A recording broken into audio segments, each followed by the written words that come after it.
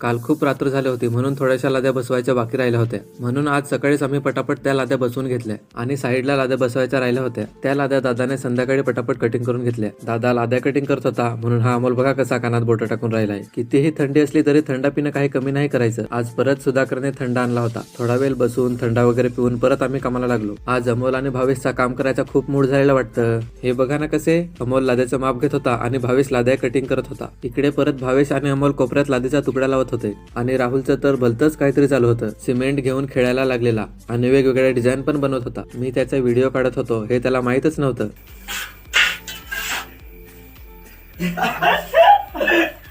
मस्ती करत गप्पा गोष्टी करत शेवटी आज पूर्ण लाद्या बसवून झालेल्या आहेत। हा आणि तुम्हाला मी सांगायला विसरलो, आमचा विनोद दादा हा सिव्हिल इंजिनियर आहे।